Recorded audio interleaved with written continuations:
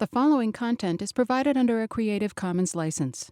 Your support will help MIT OpenCourseware continue to offer high-quality educational resources for free.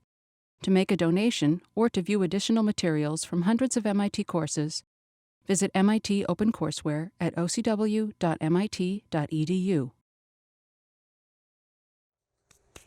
Okay, I think things have been getting pretty derivy lately, so I wanted to shift gears to something a little bit more practical. So I started alluding to this hypothetical radiation source I might have right here. And things like if you have a source of known activity, which we calculated yesterday, and you have a detector of unknown efficiency, how do you know what the efficiency is? How do you know what, let's say, your dose-distance relationship is? And how do you calculate all this stuff? So let's take the general situation that we're starting to work out. Let's say we have a Geiger counter. Right here, that's our GM tube. And we have a point source that's emitting things in all directions.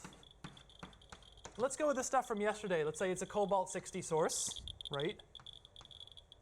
It's now 0.52 microcurie.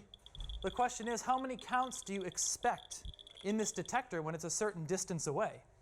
So I've actually laser cut out a little Geiger counter jig from a previous class, and you guys can all do this too. Who here has been to the IDC before? A couple, the International Design Center. So they've got a laser cutter that you can sign up to use, which is where I did this. And it's set to just take a Geiger counter and put your sources at some fixed distance away so you can discover the dose-distance relationship with things. Speaking of, does anybody know what the relationship is between dose and distance or measured activity and distance? Yeah, Luke? 1/R².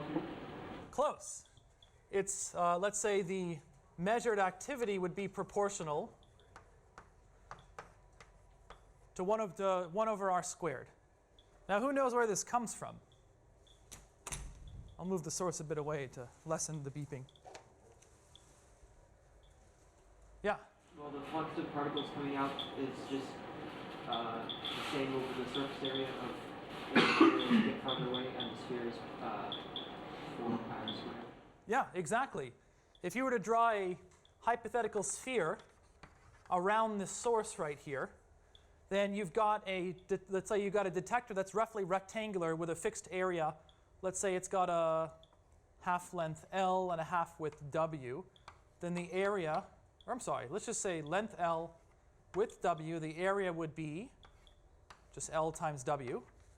And actually what Chris mentioned as the solid angle subtended by this detector right here, as in other words, at a certain distance R away, how much of this sphere, how much of the area of this sphere does this detector take up? In other words, how many of these gamma rays are going to go in a different direction than the detector versus how many will actually enter the detector? And a simple formula for this solid angle is just the surface area of whatever you've got over R². It's kind of it's a pretty good approximation to the solid angle of something for very long distances.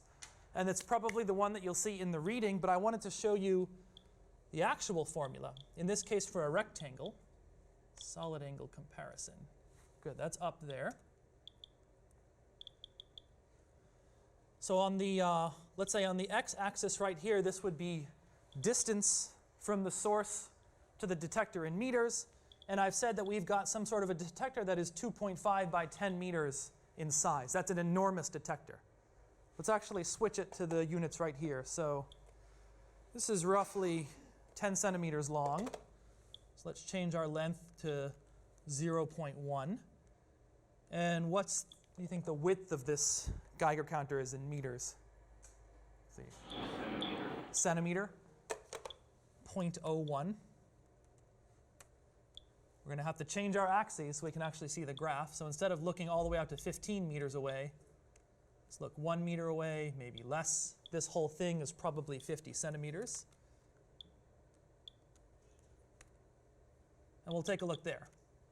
And what we notice is that except for extremely short distances, this approximate formula for the solid angle, or in other words, if I were to draw a sphere around this source, that's the radius of the distance between the source and the detector, how much of that sphere's area does the detector take up?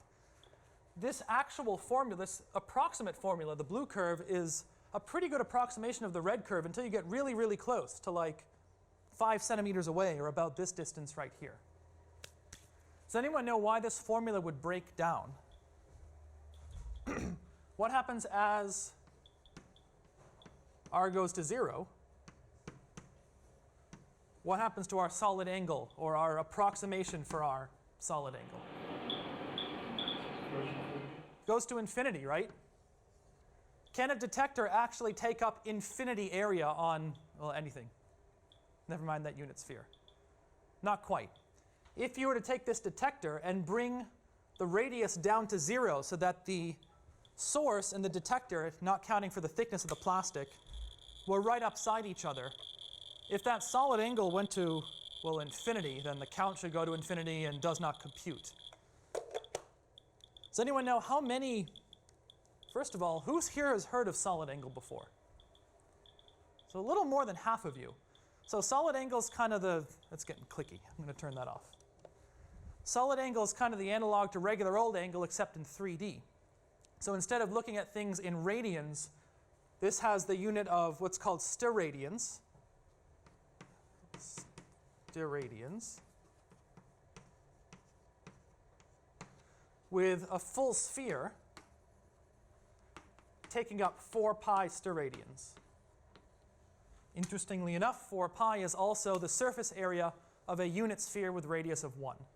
So that's where this comes from. If something were to completely cover a unit sphere, like if you were to, let's say, encase a light source in tinfoil completely, and say how much of that solid angle does the tinfoil encase, it would be 4 pi steradians, regardless of the size of the sphere, how much tinfoil you had to use. So this pretty simple formula isn't the best approximation for it, and I'm not going to go through the derivation, because like I said, today is going to be of a more practical nature. There is a more complex and rigorous formula for the solid angle of something, let's say in this case a rectangle of length L and width W, from a certain distance r, or in this case on our graph x, away from the sphere. And you can actually see that red curve right there. Once you get to a few centimeters away, it's pretty close. Anyone want to guess what the maximum value of the red curve is? If I take this source and slam it right up next to the detector, how much of the detector is, how much of that sphere is the detector subtending? 2 pi, half the sphere. Because let's say this whole side of the source is completely obscured by the detector, and this whole side is free to move. And if you look really closely, yep, at 0, the correct formula does give you 2 pi steradians, which is to say that half the gamma rays leaving this source would enter the detector. I didn't say anything about get counted yet. That's where the detector efficiency comes in. And that's something we're going to be measuring today, which is why I have my big bag of burnt bananas. These are the ashes of roughly 50 pounds of bananas, charred to a crisp at about 250 Fahrenheit for 12 hours in most of the dorms and a couple of the frat houses. So last year, I had the students, everyone take home about 50 pounds of bananas, or 50 bananas, I forget which one. It was a lot. And we did some distributed labor. So everybody peeled the bananas, put them in the oven, baked them, separated off the tin foil, baked off as much water and sugar as possible to concentrate the potassium-40 in the bananas. So there's a reason I've been using potassium-40 as a lot of examples in this class, because you're full of it. That's pretty much the short answer of it. If you eat bananas, which I think most of you guys do, you're intaking a fair bit of radioactive potassium, which is a positron emitter, and also does electron capture and all that fun stuff. So today what we're going to be doing is calculating the activity of one banana. But that's kind of a very difficult thing to do. So anyone know how radioactive one banana actually is in any units at all? Whatever it is, it's very, very, very, very little. One banana contains a minuscule but measurable amount of radioactivity. And one of the ways to boost your confidence on any sort of radiation measurement is to boost your signal strength or to boost your counting time. And because I don't want to count for the next 7 years, we've concentrated the ashes of 50 pounds of bananas in here to boost your signal strength, which is going to boost your count rate, which is the intro I want to give to statistics, certainty, and counting. So let's take one of the homework problems as a motivating example. You guys, did anyone notice the extra credit problem on the homework? Let's start talking about how we go about that. That should motivate the rest of the day. So I'll pull up that problem set, number 4, which, by the way, is due Thursday, not Tuesday, because we have no class on Tuesday. That was a surprise to me, but whatever. I'll still be here. We don't get holidays, just you guys. So, bonus question, go do this. So we all know that smoking is a major source of radioactivity. And if you think about it, it's not just the smoke that contains those radiation particles, it's got to be the cigarettes, cigars, and other smokables themselves. And so I was thinking there's no better concentrated source of smoking radioactivity than a smoke shop. There's one out at Alewife at the end of the T, there's probably some closer to campus, but I know there's a whole bunch that are T accessible. And so I was thinking it'd be neat for us to find out how radioactive is it to work in a smoke shop? Because there's all these radon decay. Oh, yeah? You actually know? No, you have to be 21 to go into a smoke shop. Are you serious? But you have to be 18 to smoke. Yeah, it's like a Cambridge Boston law. Interesting. We may have to leave the city for this one. What about Somerville?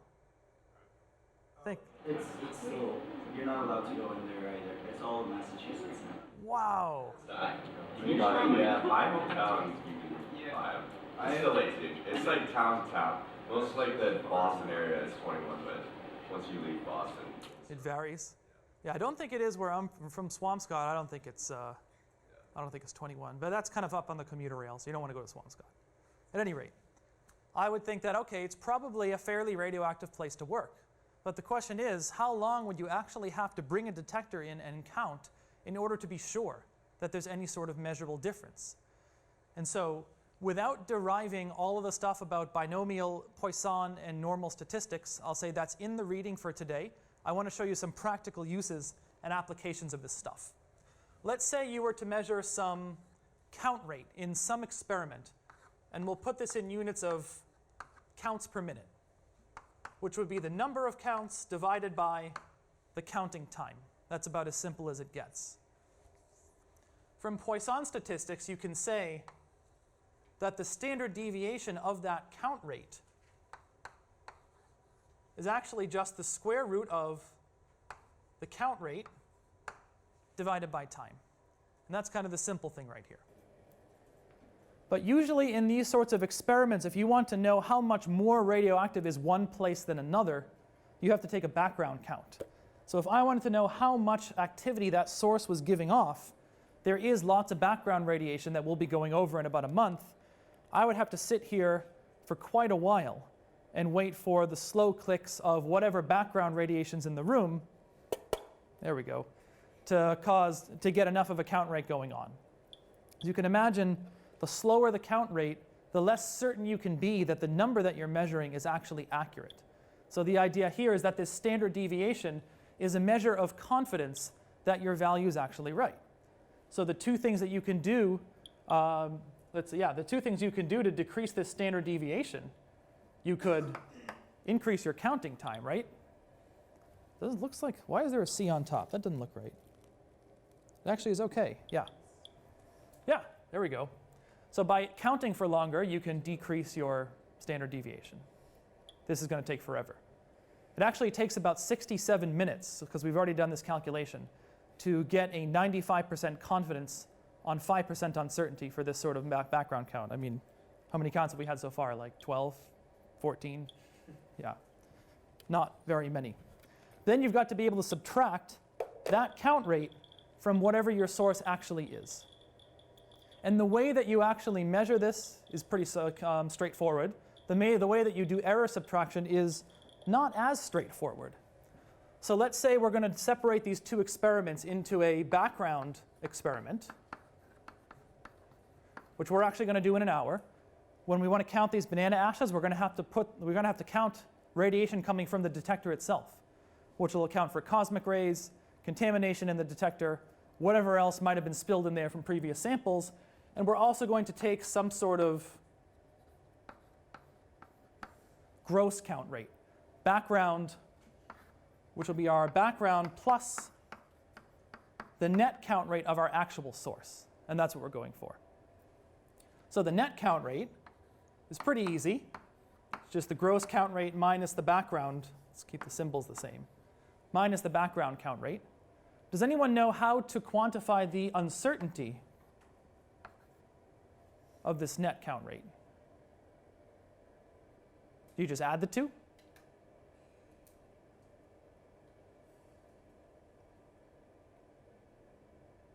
Anyone? Well, in this case, we have to account for the fact that radiation emission from anything is a truly random process. So it's actually random. There is no correlation between when one particle leaves and the next particle is going to leave.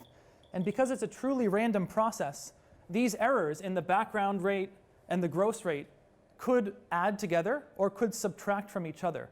In other words, one might be a little higher than it should be, one might be a little lower than it should be. If you just add together the two standard deviations, you actually always get an overestimate of the true error. Because you're not accounting for the fact that these two experiments may have partially canceling errors. So in this case, that would be your worst case scenario, which is not your most likely scenario. What you actually want is to do what's called uncertainty in quadrature, where you actually add up the sum of the square roots of those errors. Kind of looks like the magnitude of a vector, doesn't it? Kind of looks exactly like the magnitude of a vector. So in this way, you're accounting for the fact that more error in each experiment does increase the error on whatever net experiment you're doing, but not linearly, because sometimes you have partially canceling errors.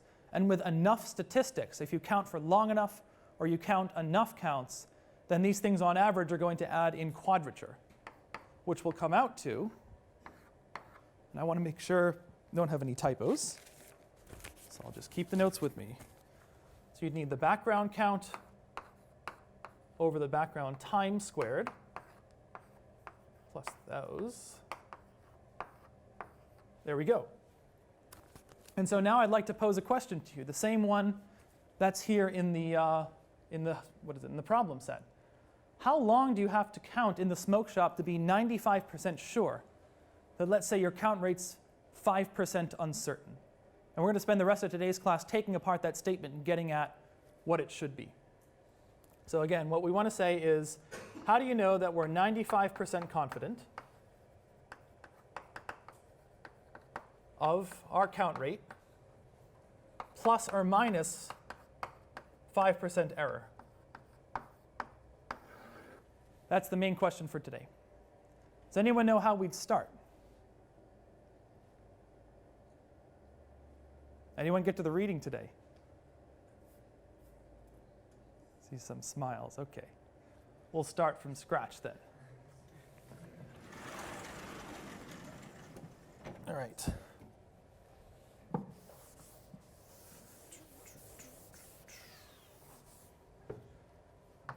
So who's here has heard of a normal distribution before? A lot of you guys, great. The idea here is that with enough counting statistics, this very rare event binomial distribution approaches a normal distribution, where you can say, if you measure a certain count rate, let's say this would be your mean count rate, and if you measure some other count rate to limits of plus or minus 1 sigma, or 1 standard deviation, 1 sigma gives you about 68% confidence in your result. Yeah, spelled it right. The reason for that is that if you go plus or minus 1 sigma away from your true average right here, you filled in 68% of the area under this normal distribution. Similarly, if you go plus 2 sigma or minus 2 sigma, it's around 95% confident. 3 sigma is getting towards 99 point, what was the number again? I think it's 6. Maybe it's more like 98.5%. And then so on and so on and so on. There's actually societies called 6 sigma societies. And the way that they get their name is we're so confident of things we can predict them to 6 sigma, which is some 99 point, a large number of nines percentage of the area under a normal distribution. So if I ask you, how long do you have to count to be 95% confident in your result, you have to give an answer that will relate 2 times this standard deviation. And now we know the formula for standard deviation of this net counting experiment.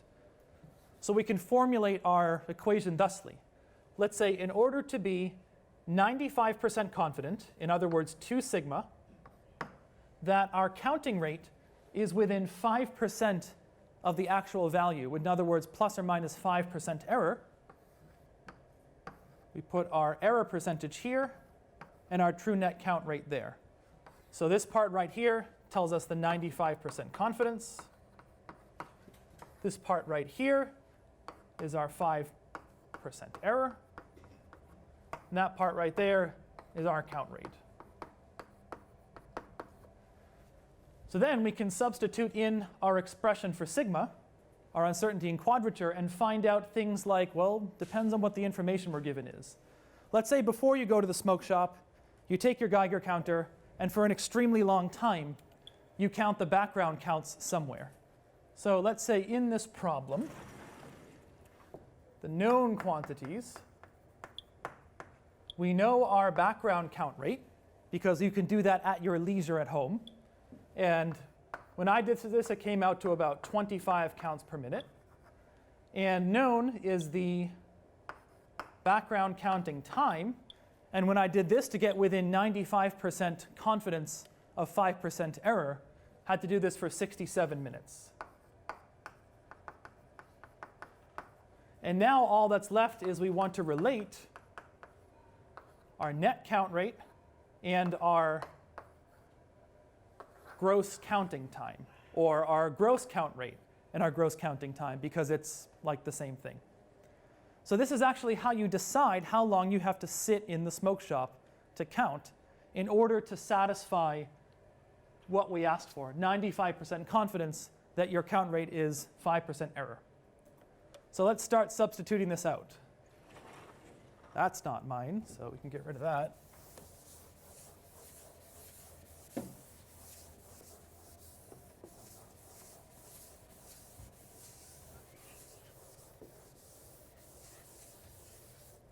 So we'll take that expression and substitute in everything we can.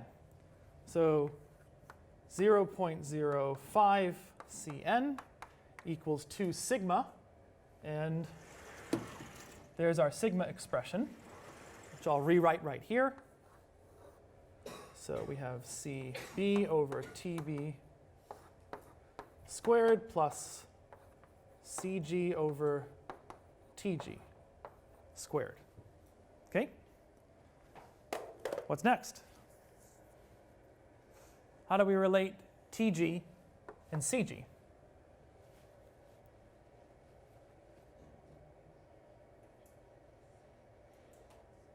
Well, let's start with the easy stuff, right? What can we cancel or square or whatever?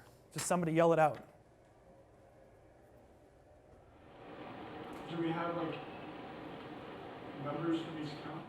Yep, so we have numbers for Cb and Tb, but not Cg and Tg. We have not yet answered the question when you go into the smoke shop and talk to the owner, and he says, fine, you're going to sit here with a radiation detector. How long do you have to be here looking all weird?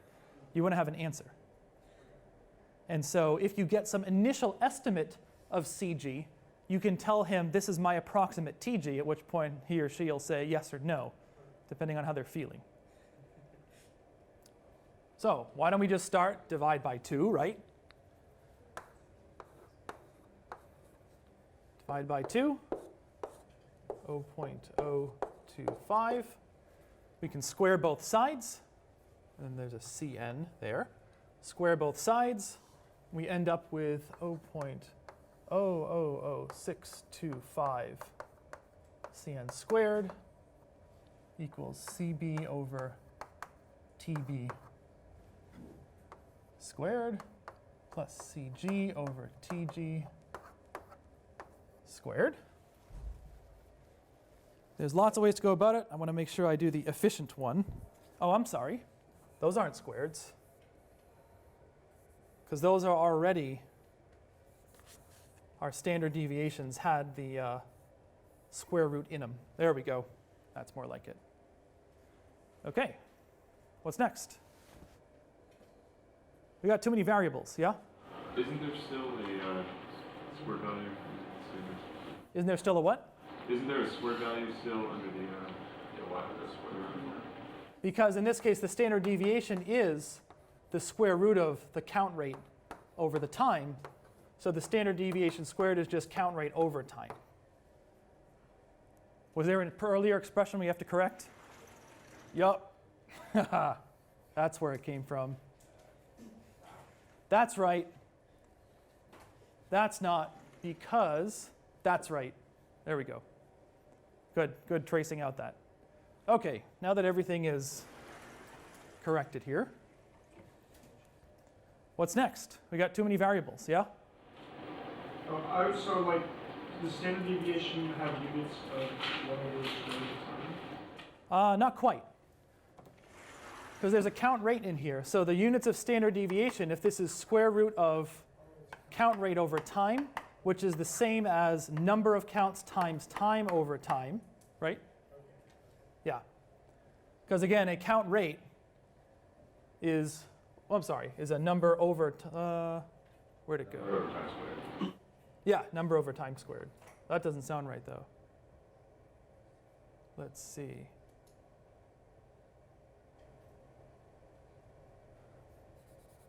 Hold on a sec. Although the standard deviation's got to have the same units as the count rate itself, because they're additive, right? Because you usually express some count rate plus or minus either sigma or 2 sigma, so they've got to have the same count rate. So standard deviations are expressed in counts per minute if your counts are expressed in counts per minute. Okay, cool. So we got too many variables, but it's easy to get rid of one of them, either Cn or Cg. Do you have a question? No, I'm just going to say this position. Great, okay, so you're going to say the same thing that I was going to do. Cool. So we'll take out our Cn and we'll stick in a Cg minus Cb.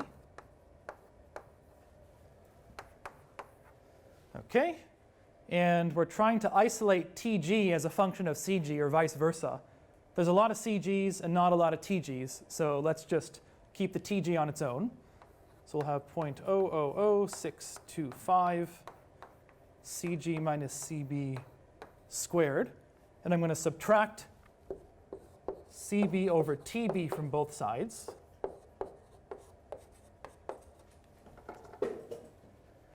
Minus Cb over Tb equals Cg over Tg. And do I have to go through the rest of the math with you guys? I think at this point we've got it pretty much solved. We divide everything by Cg, flip it over, and you end up with, actually I've already written out the expression, which I want to show you guys here. Back to smoke shop counting time. So I want to show you some of the implications of this expression. That number right there is just a more exact part, a bit of 2 sigma. Instead of 0.05, and let's see. Yeah, instead of 0.05, we had something much, much closer. So what I want us to look at is this graph right here. We've got a nice relation now between the count rate in counts per minute and the the gross count rate and the required counting time to get to that 5% uncertainty. Well, there's a couple of interesting bits about this equation. What are some of the features you notice?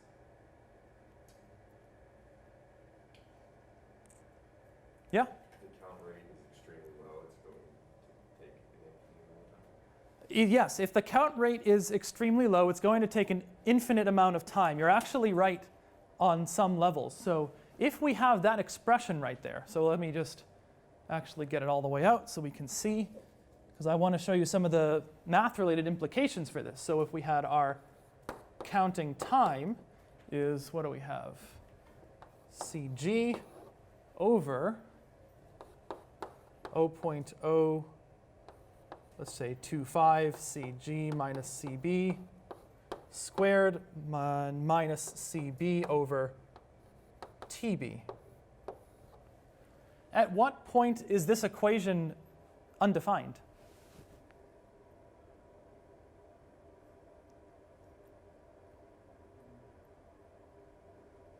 Yes.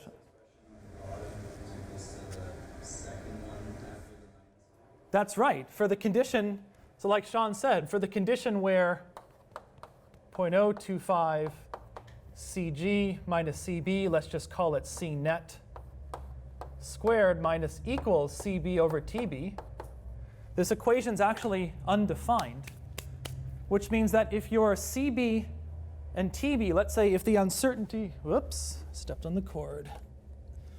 If your uncertainty from your background counting rate experiment is such that you can never get the total uncertainty down to, let's say, 5% error with 95% confidence, you can't actually run that experiment.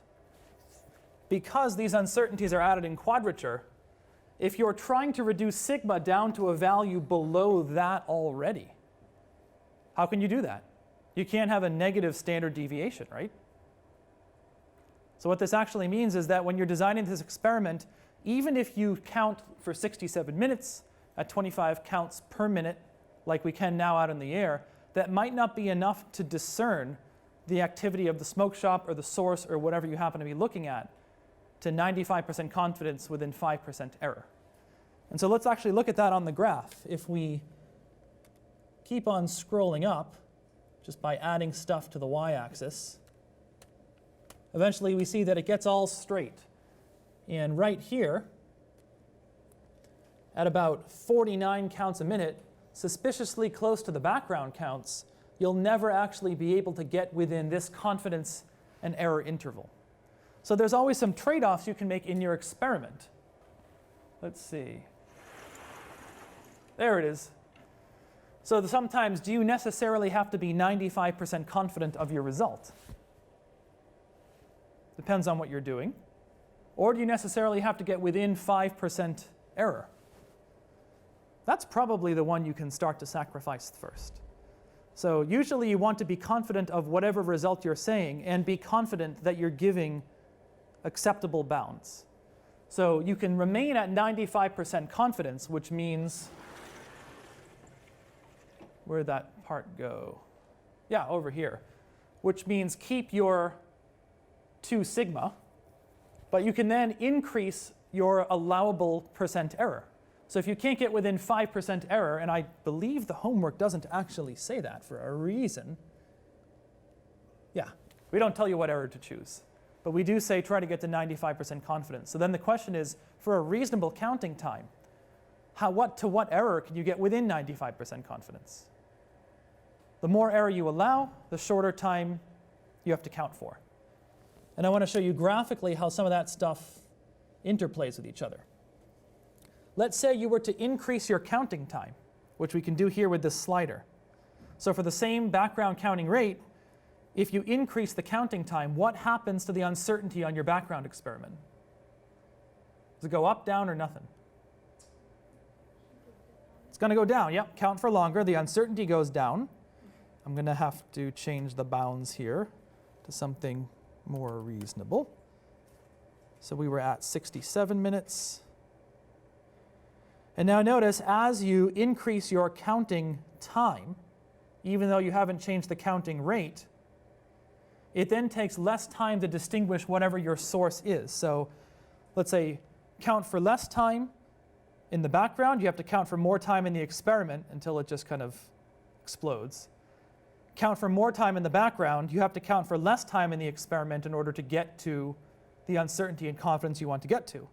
So like if you doubled your background count time from 67 minutes to 134, then you can measure count rates as low as 42 counts per minute gross.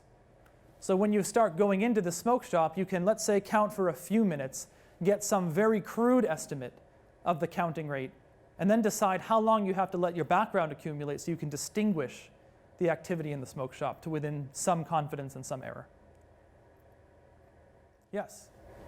So So is the background in the case of the smoke shop just the area right outside of it? City it's in? It's definitely location dependent. So we will get into background counts and sources of background radiation in about a month, but to give you a quick flash forward, depends on your elevation to say how much of the atmosphere is protecting you from cosmic rays. Definitely depends on location. So in New Hampshire, the background count's quite a bit higher because there's a lot of granite deposits, and granite can be upwards of 52 parts per million radium. Conway granite in particular, named after Conway, New Hampshire, is pretty rich in radium ore. Is that where you're from? No, my last name's Conway. Oh, there you go. Okay, yeah. It's also neat. You can use background counts as a radiation altimeter. One of my graduate students actually built a Geiger counter interface to an Arduino where you could actually tell what the height you were flying at is by the amount of background radiation increase. So certainly it's going to depend where you are, right? But you want to make sure that you're in an area, to answer Sean's question, representative of where the smoke shop is. So you can't go into the reactor and drop this in the core and say, I'm doing a background count. That's not a valid experiment. So yeah, you'd want to be, I don't know, same block, right? That would be pretty good. And then go in there and see, can you measure any sort of increase, get a crude estimate of your CG, your gross count rate. Use this formula right here to estimate how much time you'd have to wait. So for example, let's shrink our y-axis down a little and be more optimistic than we probably should. Let's say you go in there and you get a count rate of 100 counts per minute. That would surprise me. You'd only have to count for an extra 28 minutes to nail that net count rate with 95% confidence to 5% error. Let's see now what happens if we increase the allowable percent error. So let's say 10% error would be acceptable. We just take that number, double it, then all of a sudden, you don't have to count for nearly as long. So again, at 5% error, which means a 0.25 here, at 100 counts per minute, you'd have to count for, well, about 30 minutes. If you're willing to accept 10% error, that goes down to 7 minutes and 18 seconds. So do you guys see the general interplay between confidence, percent error, counting time, and counting rate? Who here has built an NSE Geiger counter before? Awesome. So this is definitely a try it at home, kids, kind of thing. If you want to find out is something radioactive, this is what you can actually use to find out, answer the question, is it discernibly radioactive to within some limit of error or limit of confidence? That's what we're going to be doing here with a much, much, much more sensitive detector. So the only thing missing from our complete picture of going from the activity of a source, which we've shown you how to count, to dealing with the solid angle, which is just a simple formula, to dealing with statistics and uncertainty, is now the efficiency of this detector. Out of the number of radiation quanta or whatever that enter the detector, how many interact and how many leave out the other side? That's what we're going to be spending most of the next month on when we do ion, photon, electron, and neutron interactions with matter. So we'll find out what's the probability per unit length that each one undergoes an interaction, what kind of interactions do they undergo, and then we'll complete this actual picture. So you can take a source of, let's say, unknown activity, put it a known distance away from a known detector with a known efficiency, and back out what the activity of that source is with accuracy. That's what you're going to start doing on this homework as well for the banana lab. The only thing you don't know is the activity of this bag of bananas. But we're going to give you all the information, like the efficiency of the detector and the geometry of the detector, and you're going to be able to measure the number of potassium-40 counts that the detector picks up. So by taking, let's see if we have some space left. We had a little bit here. So by taking that number of counts and dividing by, let's say, the efficiency of the detector, where that efficiency is going to range from 0 to 1, probably much closer to 0. And also dividing by, let's say, your solid angle over 4 pi to account for how many of the emitted potassium-40 gamma rays actually get into the detector. and dividing by 2 gamma rays per disintegration. I think that's what we had last time, or was that cobalt-60? Yeah. We've been using cobalt-60 as an example. So remember, we had 2 gamma rays emitted per cobalt-60 disintegration on average. Then you can get to the actual activity of the source. Once you know the activity of this bag of bananas, you can then divide by either the mass of one banana or the number of bananas or whatever to get the final answer. That's what we're going to spend the rest of today doing. So since it's getting on 5 of 5 of, do you guys have any questions about what we covered today or what we're about to go do?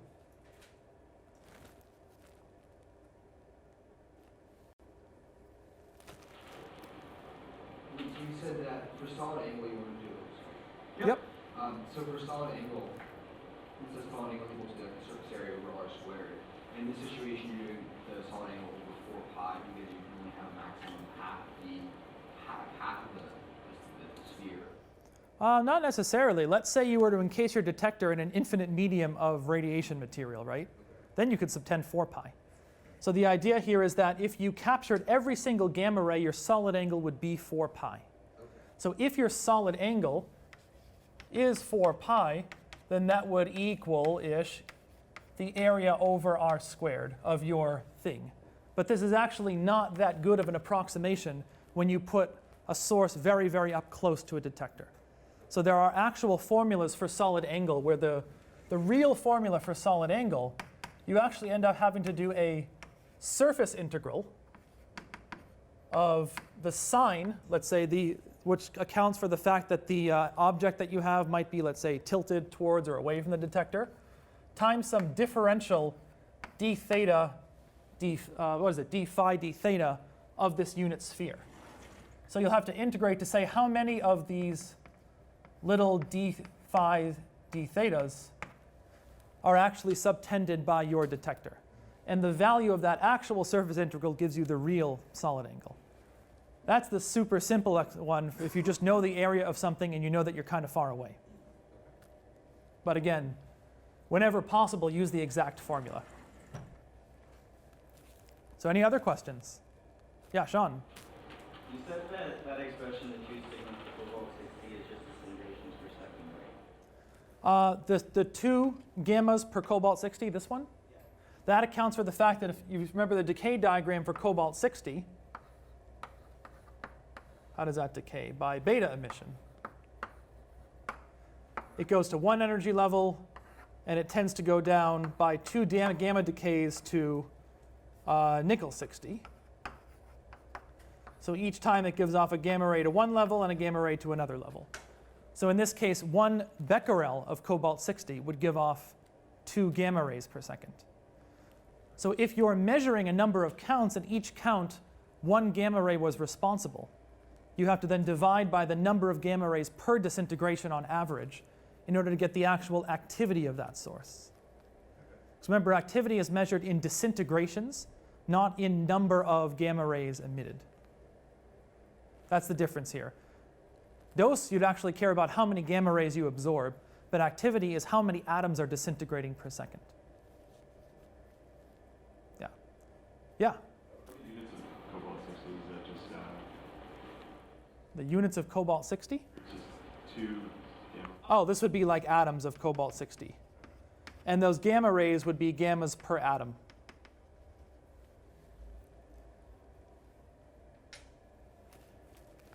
So in this case, it's like 2 gamma rays per atom of cobalt-60 disintegrating, or better yet, per disintegration. So you've got to know what material you're looking at in order to know how many gammas or how many betas or more that you're going to get per disintegration.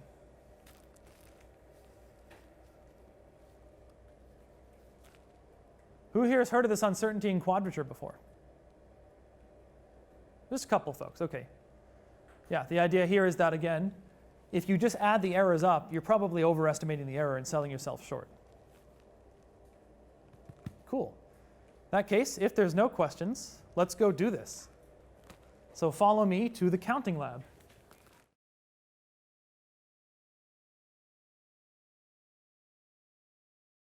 Okay, so this is my counting lab. These are 3 high-purity germanium detectors. Have you explained high-purity germanium detectors? Okay. Have you explained any detectors? Just the Geiger kind that we were playing around with today. Okay, well, here. Down in here, there's a little high-purity germanium crystal with a couple thousand volts across it. When a gamma ray goes into it, makes some electron hole pairs. Nod when I say electron hole pairs. Okay, good. And basically, you get more electron hole pairs, the more energy of the gamma you have. So you collect the current from that, and you get a little pulse of current, and the height of the pulse tells you how many hole pairs you had, and then back it up to what the energy of your gamma was. That works fine if you collect all of the gamma energy. You don't always quite do that. But anyway, so that's how I mean, I don't know, y'all can scooch up. There's not a whole lot to see in there, but It's worth a look. it's worth a look. I mean, you can't really see the crystal. There's just an aluminum cylinder in there. The black part is just a carbon fiber window, because you don't want to cut off the low energy gammas, so it's got a really thin carbon fiber window on it. What's with the hundreds of pounds of copper around the side? What's with the hundreds of pounds of copper on the side? There's not hundreds of pounds of copper on the side. These guys are lead, which does 2 things. It shields the detectors from the activity out here, from you guys, from the activities coming out of here, because sometimes I'm counting very low activity samples. And it also, if I'm counting something that has a lot of activity, it shields us from that activity. So it kind of goes both ways.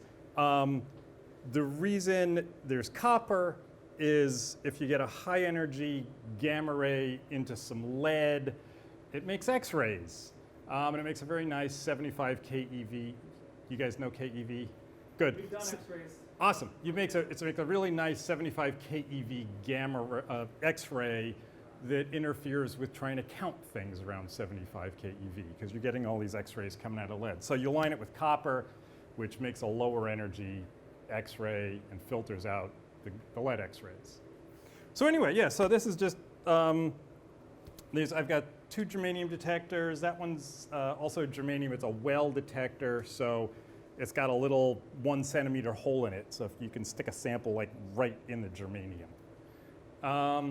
They're hooked up through a little electronic box and go into the computer over there that does all the peak height analysis.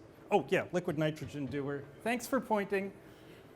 Yeah, you cool the electronics and everything down so it cuts out the thermal noise, because you're looking for really tiny little signals here. So you cool everything down. And that way it's not too noisy. These guys are okay warming up. It doesn't destroy the detector. If the old detectors, you had to keep cold all the time, and if they warmed up, then they were just paperweights. But so this is just the counting lab. I've got an actual sample counting in here right now. We'll take a look at the spectrum in a minute. Your bananas are going to go here. And let's see if we can Smash it down. Yeah, because it'd be nice if I could close the lid. Oops. Almost. Almost. Well, we'll smash this down. I don't know. Here, one of you guys do this. You. Smash that down till it fits in there. Although, don't break the bag. Oh, okay, we'll get another bag. No, did I break it? Nah, it's okay. It's just banana ash. We'll find another bag. It's okay. You know, I'm all about making mistakes. Yeah. Just be a little more gentle. We'll throw some duct tape on it and it'll be fine. So you're looking for potassium-40 in your bananas, correct? Where else do you think we got potassium-40? Or do you think there's any other potassium-40 in the room? Yeah, right. So That's right. when you do the banana count, we frequently take a spectrum on this with the lead closed, and we always see potassium-40. There's potassium-40 everywhere. So after we get the count of the bananas, we'll take a background count. You'll want to subtract the two signals. We just did that 15 minutes ago. You're so ahead of me. Okay, I think that's all. Is this going to fit now? Okay. Close enough. All right. I've got this thing. I've got a whole bunch of little spacers if I'm counting something that's hot. And by hot, I mean radioactive hot. I like, I'll space it out a little further. Need a little more smashing? No, that's fine. We just got to close the lid. Okay. And, okay. If I've got something that's very radioactive, I'll just space it out away from the detector. If you've got something that's really hot, it just kind of swamps out the electronics. We did just go over solid angle too today. There you go. Now. Is there anything else I want to say in here? No, let's move this way. So this is the spectrum I'm collecting on MIT 1 right now. I don't know, how long has that been going? Half a day, and less than that. Anyway, so this is a sample of quartz that was irradiated next to the reactor. You guys are going to do shorts in like a month. Did you bring your samples? We're getting them. Okay, good. Anyway, this is a sample of quartz that was irradiated in the same spot you guys are going to do your irradiation, sort of in the graphite region of the reactor. The reason we're running it is the people who are looking at this quartz want to run it for 80 hours. And we'd like to know if there are any impurities in it that'll cause grief, meaning a lot of activity when it comes out. So we run it for a short period. I think this ran 6 hours. And it's just a little tiny piece. And so I can look at the gamma spectrum coming out of this. So you can see there's a whole mess of peaks in here. This one, yeah, see that lovely little peak right there? Can y'all see that? You nod? Yeah, okay. So that's the full spectrum. That's the peak. That's a tungsten 187 peak. So I did put up one little thing right behind you. See, that's the, okay, and have y'all seen the chart of the nuclides, this thing? Every day. Every day, good. I've got one of these on every wall in every lab and office and a little handbook. Yeah, so the tungsten 186 activates into tungsten 187. So, I mean, if you've looked at the chart of the nuclides, you can tell that there's all the sort of parameters you would need to calculate, how much activation you'd get based on neutron flux and time and cross. The 28.43, that's the abundance of that isotope. You can see the sigma gamma 38, that's the cross section for thermal neutrons. And so that's how likely you'll get from 186 to 187. 187, that's the half-life, 23.9 hours. So with all of that, and underneath the 23.9, you've got what the gammas are. 685, 479. It's got a whole mess of gammas. So that's a bunch of the gammas in here or from that. So you could, knowing how big that peak is, what the efficiency of the detector is for collecting that peak in that geometry, the half-life, the cross-set, that whole mess of parameters, you could back calculate how much tungsten is in the sample. So that's kind of how NAA works, which I assume you've explained. We have. This Okay. Actually, the whole idea behind doing those short NAA activations is these guys are going to calculate what's in their samples There you go. once we get the data. But that's not how I do NAA. Fine, So we're doing a simplified version. right. No. So there's two things you could do. One of the things you could do is you take all those nuclear parameters and you calculate it just from the peak height. The other way that everybody who does NAA, or almost everybody who does NAA, is you run a standard material. Any of you guys chemists at any point in your life? Y'all took some chemistry at some point? Okay, so you run a standard, which means a material that you know how much tungsten is in it, or how much a whole mess of other things are. So I run a bunch of different standards. So along with this piece of quartz, I ran a standard, irradiated it at the same time. I'll count the quartz, and then I'll count the standard. And by comparing the peak heights and doing all the decay corrections and the weight corrections, then I calculate how much tungsten is in my sample.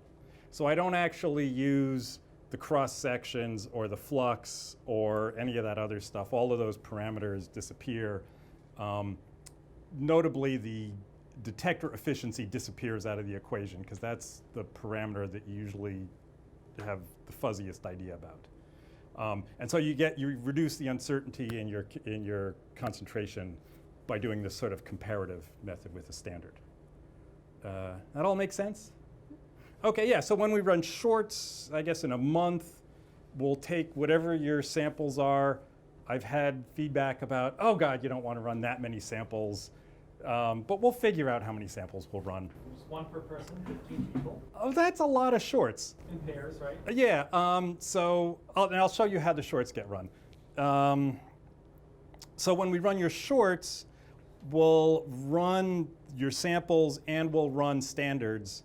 And then you can do the comparative method, or if you feel like it, you can do the other method, depending on what exercise. The other method. You're going to do the other method. You don't want to do the standard method? Oh, no. We're drilling comprehension, not practical? Oh. What happens if the computer goes down? Well, if the computer goes down, you can't get any data anyway. I don't know. I can do the comparative one on an envelope. Anyway, okay, well, we'll run standards or not, depending on how you guys are feeling. Yeah, so that's that. Oh, right, so let's count your bananas.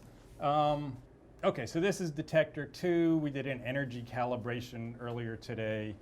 So yeah, actually I've got a couple of little button sources. Have you seen the button sources? Yeah, so that's just a couple of cobalt-60 lines and a cesium-137 line down in here.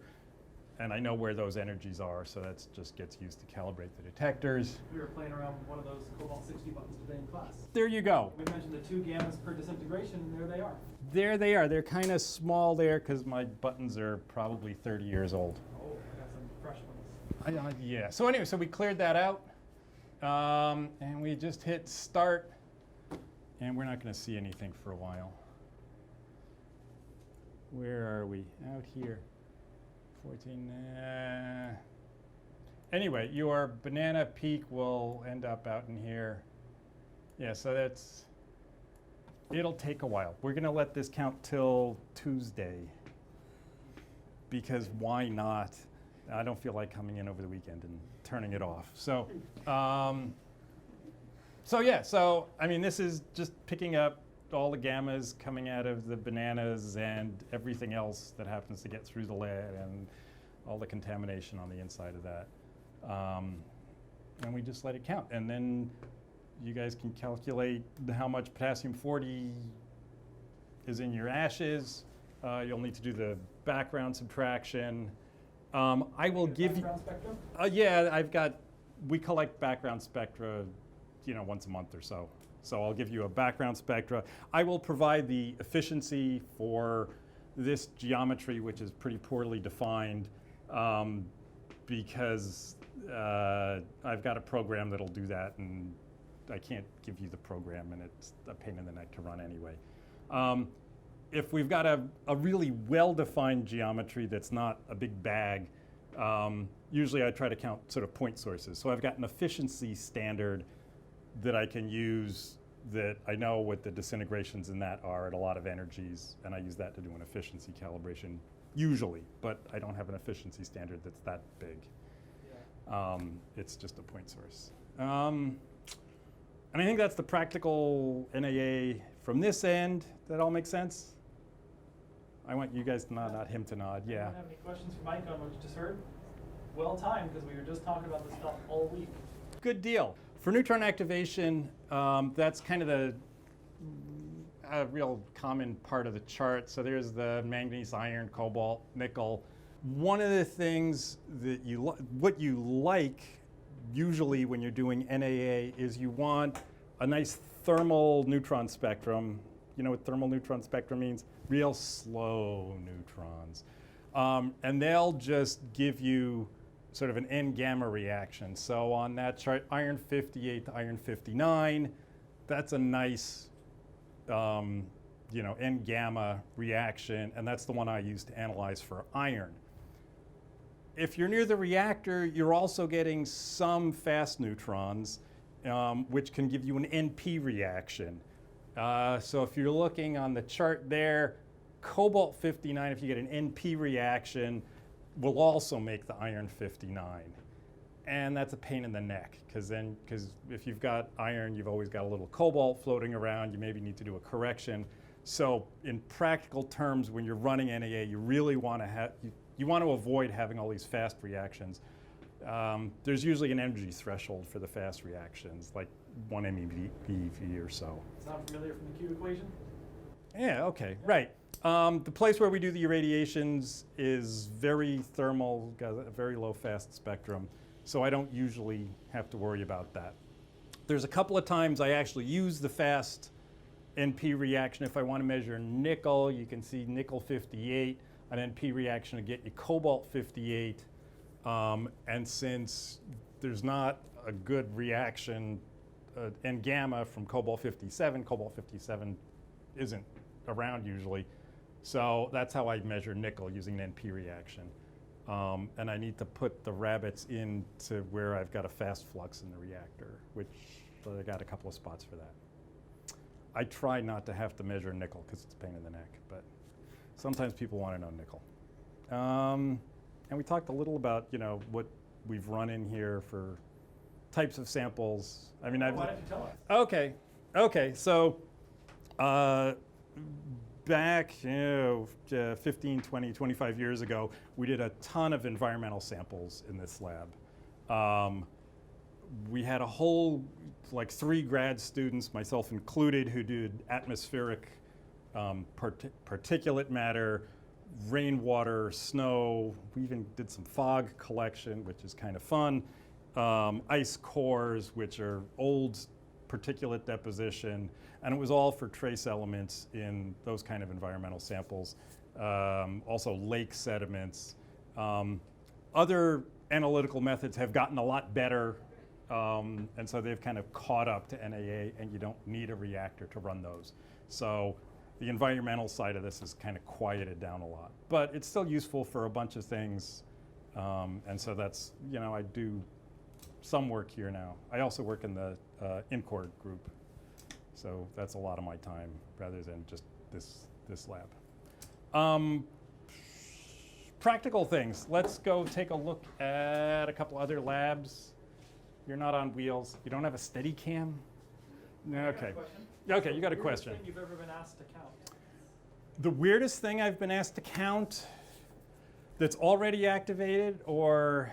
At all. Okay, I don't know.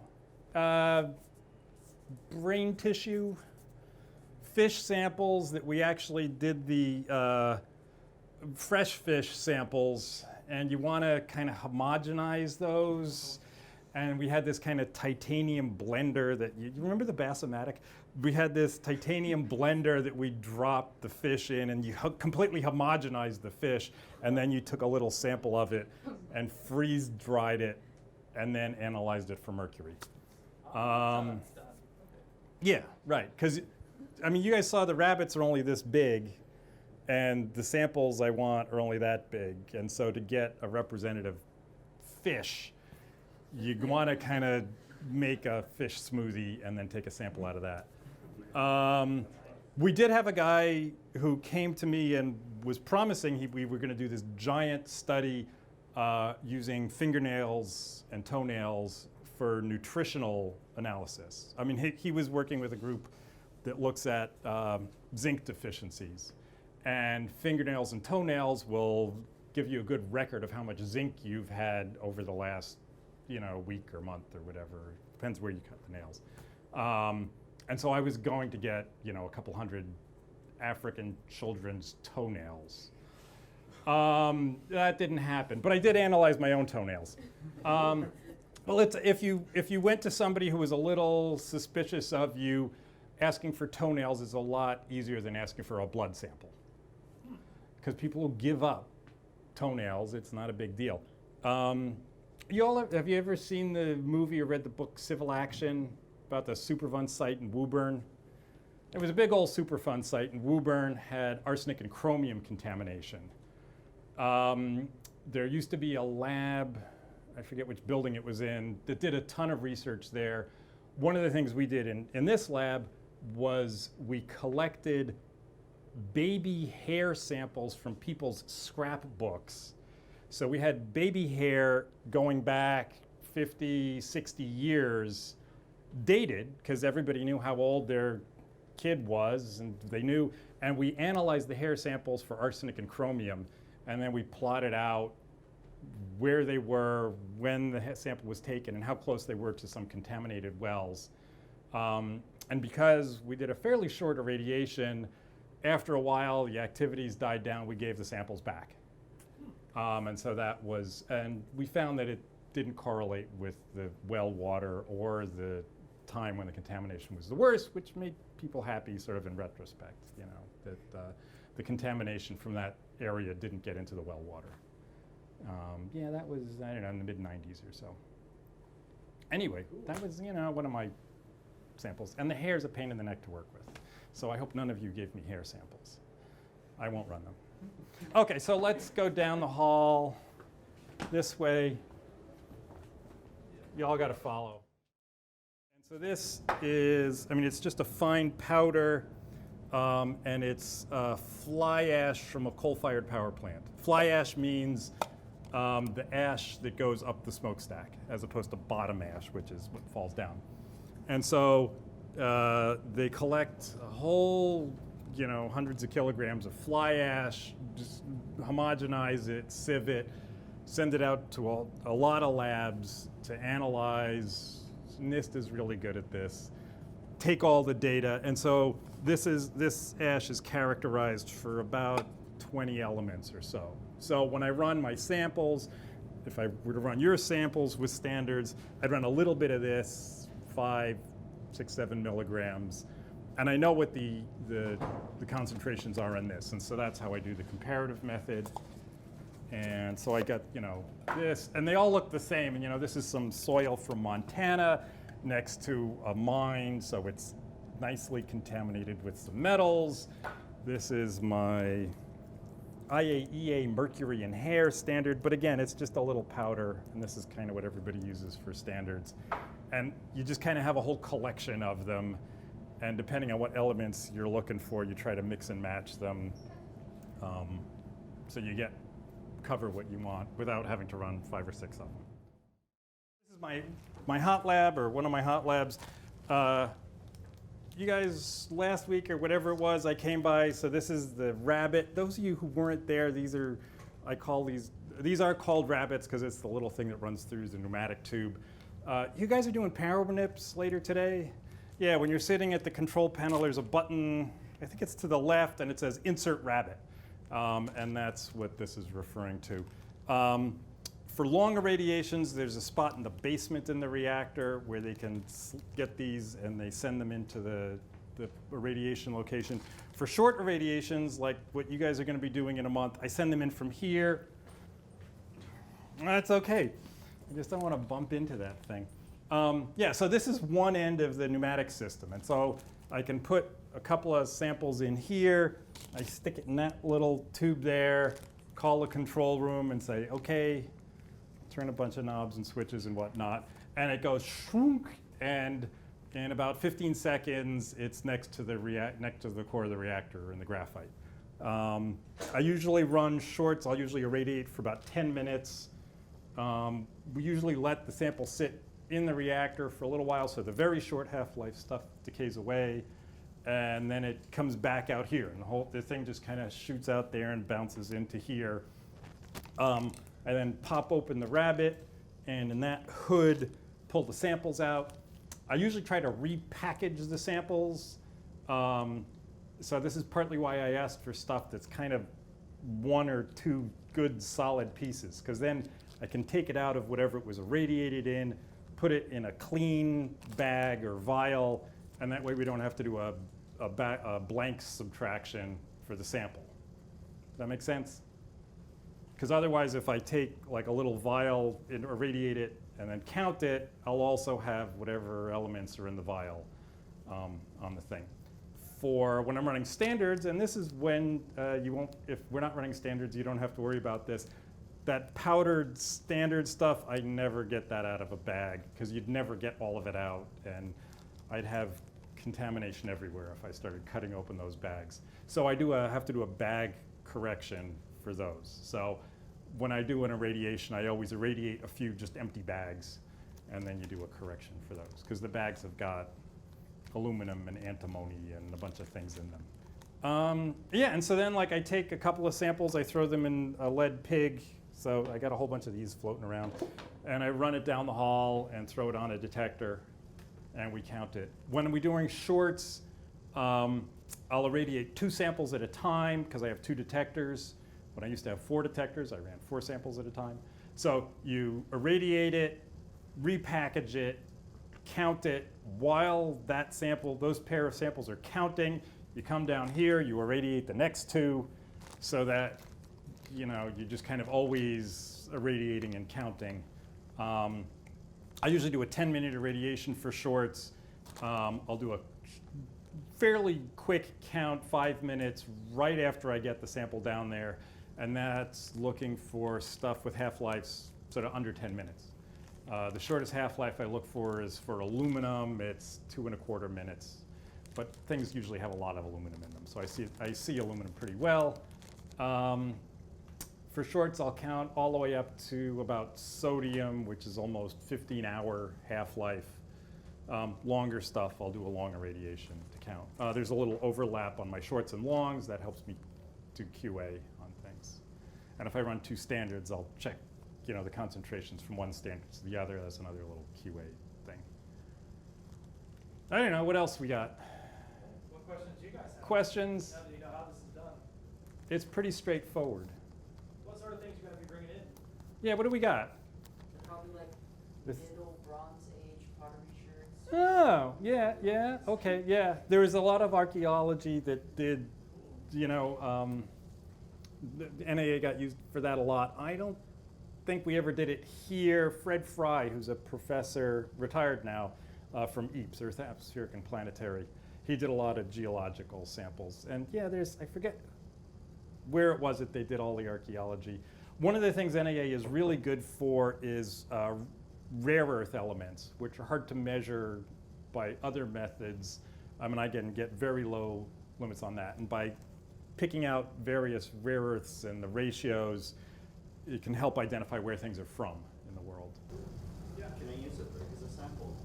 If you give me a little tiny piece of it. Okay. I mean, Like how small? well, see, that's the rabbit, so it's definitely got to fit in there. Okay. The thing I really like, excuse me, where's my vials?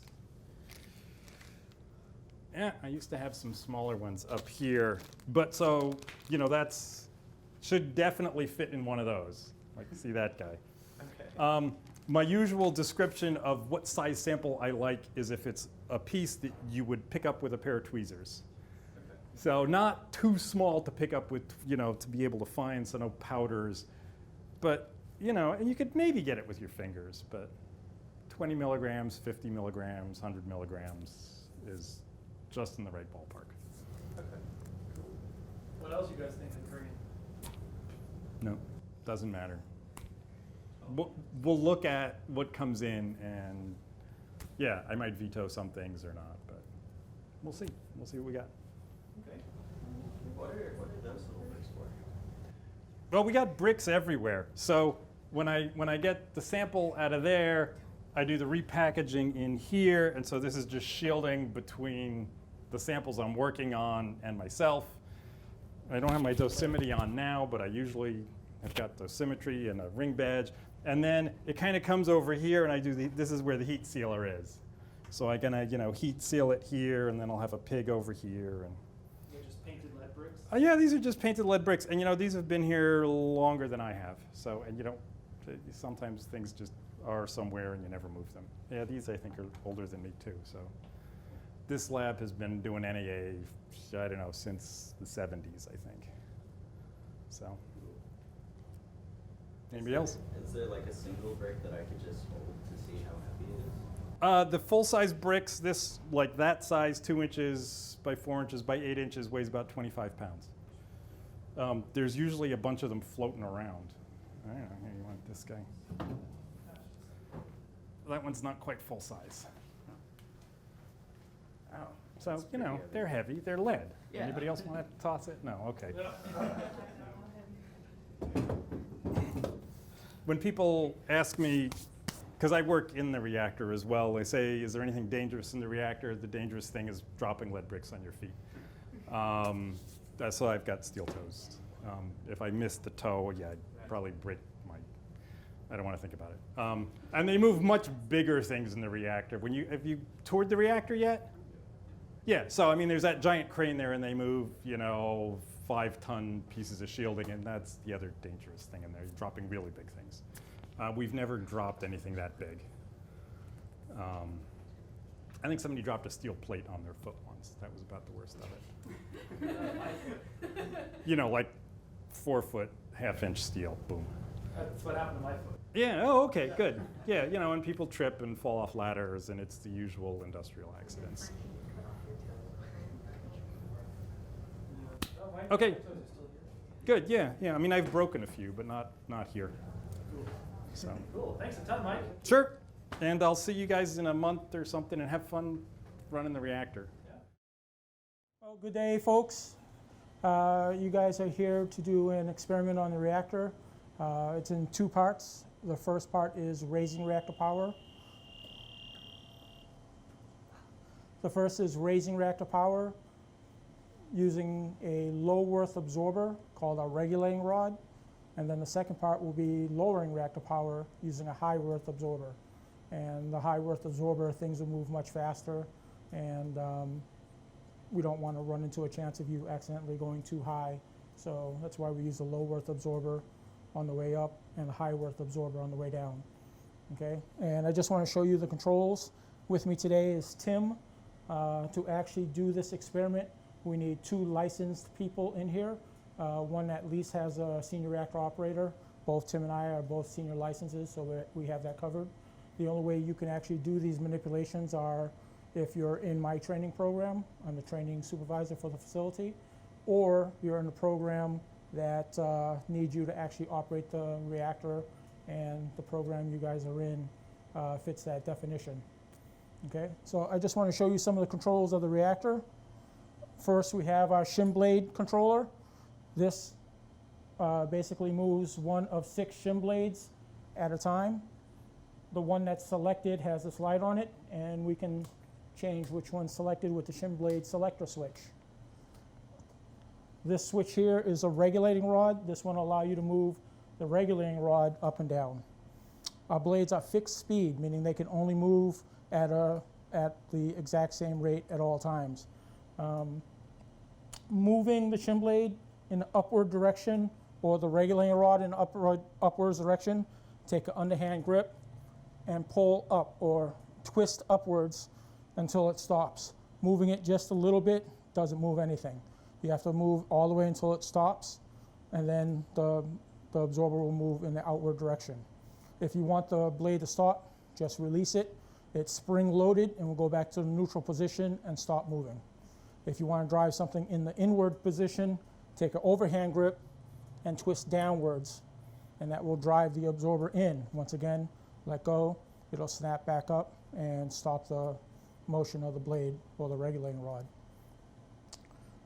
The experiment we're doing is basically changing reactor power by 0.5 megawatt. And we're currently at 500 kilowatts. We're going to bring the reactor up to 1 megawatt and then bring it back down to 500 kilowatts. So before we can do this, you have to log into our logbook as a trainee on console. We'll show you the proper way to make the entries. As you make those entries, you'll go ahead and then do the actual movement itself. Okay, so the first one is going to be using a regulating rod to move the reactor power up. What's the reactor power? We have about 9 different instruments that tell us what the reactor power is at all times, but the ones we're going to be paying attention to are channel 7 and channel 9. These 2 channels are what we use to basically tell us what the reactor power is. Channel 7 is what we control our automatic control at. If you watch the regulating rod, you'll see it move up and down on its own. That's because it's changing power based on what it sees channel 7 is doing. So if channel 7 sees that the power level is going too low, it'll cause the regulating rod to drive outwards to increase the amount of neutrons, making the reactor power go up. Channel 9 is a linear power channel, and it basically tells us what the power level is based on a chart that we create. So it's not showing you megawatts or kilowatts or anything like that. It's showing you a current coming from a chamber, and that current is then converted into megawatts and so forth. So right now we're at 500 kilowatts, 8.5 microamps on this channel, and that's 8.5 microamps equals 500 kilowatts. You're going to be bringing the reactor up to 1 megawatt, and since it's linear, it'll be double that, so 17.1. Now, you want to be careful when you raise reactor power. So when you start to add power to the reactor by raising the regulating rod, you don't want to keep raising it until you reach your value, because you have to actually stop the power increase as well. So we have two rules that we have to follow. One, at the power level we're at, we have period, the reactor period. The reactor period is the amount of time it takes reactor power to increase. At the power level we're at, we're not allowed to go shorter than a 100-second period. Okay, so here is one of 3 period meters, one here, which is selectable between 2 different meters. So as you're pulling up the regulating rod, one of the things you have to watch is to make sure that the reactor period doesn't go shorter than a 100-second period. If it does, you have to stop pulling blades. The other thing we have to watch for is to make sure that the power level, channel 9, doesn't exceed where you're going to. Not only not exceed, but we also want to make sure that you can actually control the reactor. It's called feasibility of control. And what that means is when you get to about 80% of the power level you're going to, since we're going up to 1 megawatt, that's about 800 kilowatts, you want to be able to drive the absorber in and hold the absorber in. You'll drive the regulating rod inwards and watch that channel 9 value. It'll slow until it actually starts to go down again. Once it reaches that value and you see it going down, you now know that you could control the reactor and keep it from going away, reactor power increasing continuously. So what we're going to do is have you, when you reach 80% of the power level you're going to, which happens to be 800 kilowatts, you're going to start increasing or lengthening the period by driving the absorber back in, the regulating rod. And you'll keep holding it in until you see the number not only stop increasing, but actually go down a little bit. As soon as you see it go down a little bit, let go of the regulating rod. You haven't stopped the power at this time, you just increased you decrease how fast it's going up. And then the power level will still go up, but a much slower rate than it was before. And once it reaches the power level you want to stop at, the 1 megawatt, keep driving the regulating rod in to hold it at that power level. Once you're at that power level, you're going to make an entry in the logbook that basically says you made it to the power level you're going to, and then we'll go down in power. So once again, you make an entry in the logbook that says, I'm going to lower reactor power to 500 kilowatts, and then this time we'll use a shim blade. The shim blade is worth a lot more than a regulating rod, about 10 times the shim blade, the regulating rod, so things will happen much faster. So you'll be able to drive this in and reactor power will change much faster than before. Same thing, as you get closer to the power level you started at, the 500 kilowatts, you don't want to undershoot and go too low. So at around 600 kilowatts or so, start driving the shim blade out to slow down how quickly the power level is going down. Okay, and once you get back to the place where you started at, we'll use a regulating rod to fine tune it to keep the reactor power where we want to be. There'll be another logbook entry, and your time on console will be completed. Okay. So with us today, we actually have 2 MIT students who are actually in my training program, and they've actually done a lot of these manipulations already. Ladies first. Sarah, let's go. It's been so long since I've done one. I'll take that. So normally we sit and watch. If at any time you don't feel comfortable doing something, let us know. We'll ask you just to take your hands off the console, and we'll take care of doing whatever's necessary to keep the reactor safe.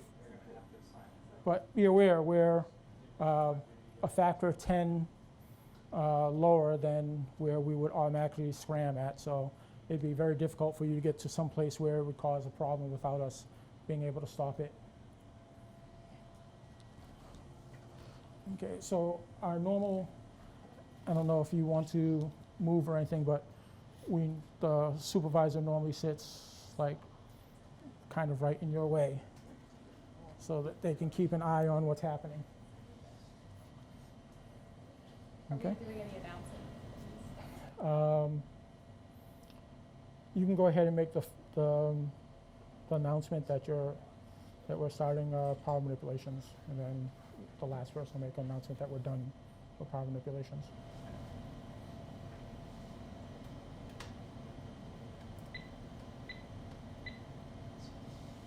Commencing power manipulations? Commencing power manipulations.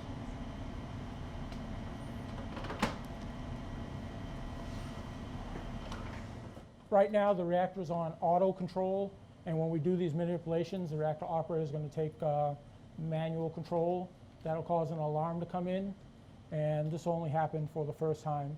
So one of the things she's going to do after she makes her logbook entry, Are we filling this out? no, we'll do that at the end, is she'll take manual control of the reactor, an alarm will come in on console, and she'll answer it.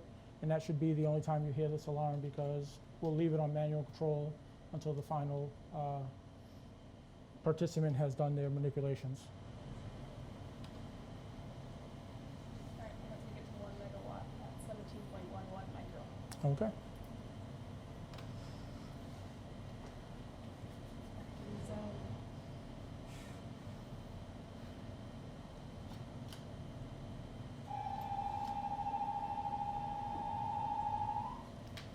Okay. Now she's pulling up the reg rod all the way. You see the reg rod number going up.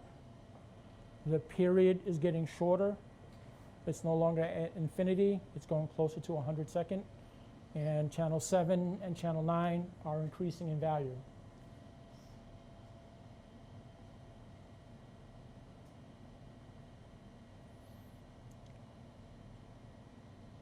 Another way you can see it is we have a display in front of the operator. Those 3 displays, 2 of them are just for evaluation only. We don't actually use those to control the reactor. They're based on a system that haven't been approved yet, but we're testing them to see how well they work.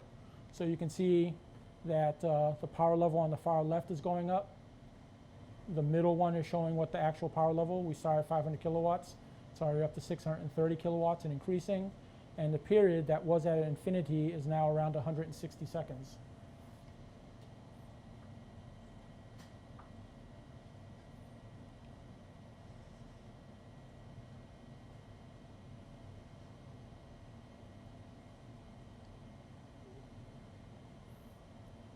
So she's watching until she sees the 800 kilowatt value here on channel 7 or channel 9, and she started to drive in the regulating rod. So she's slowing down how quick the power increase is going. And you see the period lengthening. It's no longer at 150, 160 seconds. It's going closer to infinity again. So she's proving that she could stop the reactor power if she continued driving in this regulating rod.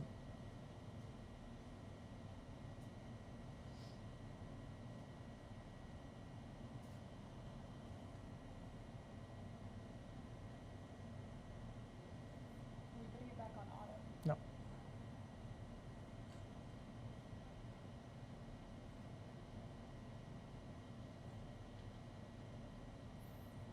She's closing in on the 1 megawatt.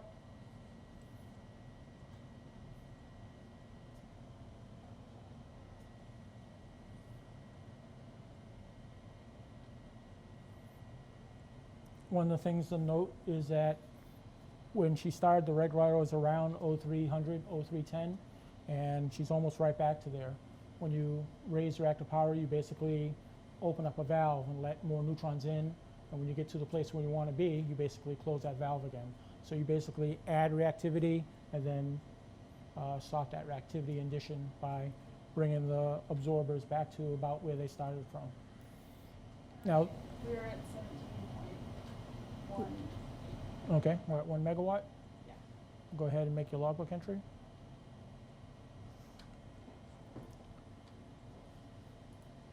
So once again, she has experience. She's been doing startups and power manipulations for a while. When the rest of you sit down here, we'll guide you through those, the logbook entries that she's making and so forth. The Sure. scale up.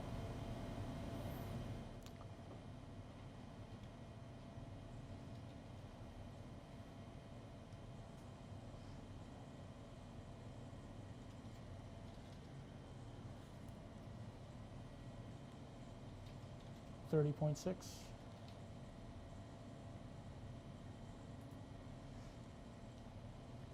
Okay. Should just make the entry for lowering. Go Yep. up to 1 megawatt. So one of the things that could change the reactor is xenon. It's a poison that builds into the reactor while we operate. Poison in that it absorbs neutrons, not leading to fission, and it has two ways of being made and two ways of having removed. One is direct from fission, and the other is decay. That's the way it's produced. The way it goes away is basically absorbing a neutron and decaying to another isotope. And So I'm going to take it to half a megawatt at 8.56 microamps. Okay. Use the same shim blade. yep, use blade 6.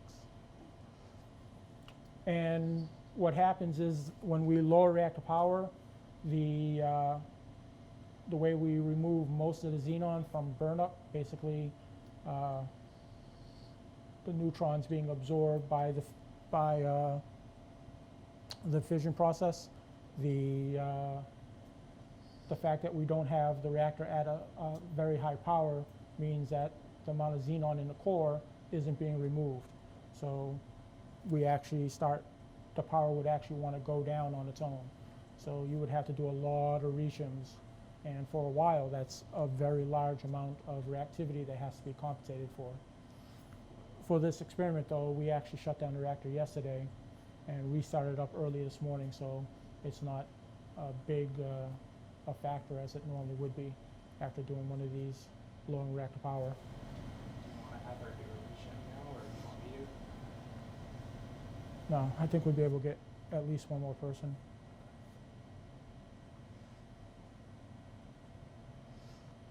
So once again, she's lowering reactor power.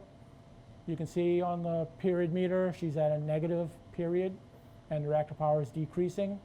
She's almost at 500 kilowatts. She's driving the absorber out again to slow down how quickly the power level is going down. And when she's done, the shim blade will end up about at the same point where it started, the 13.42 inches out of the bottom of the core.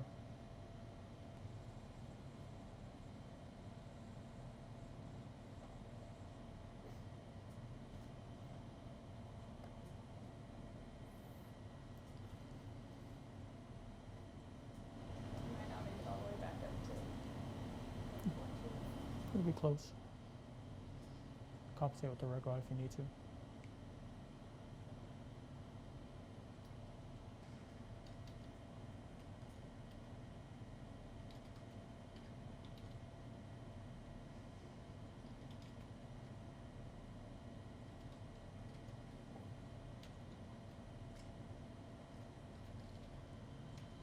$30.8.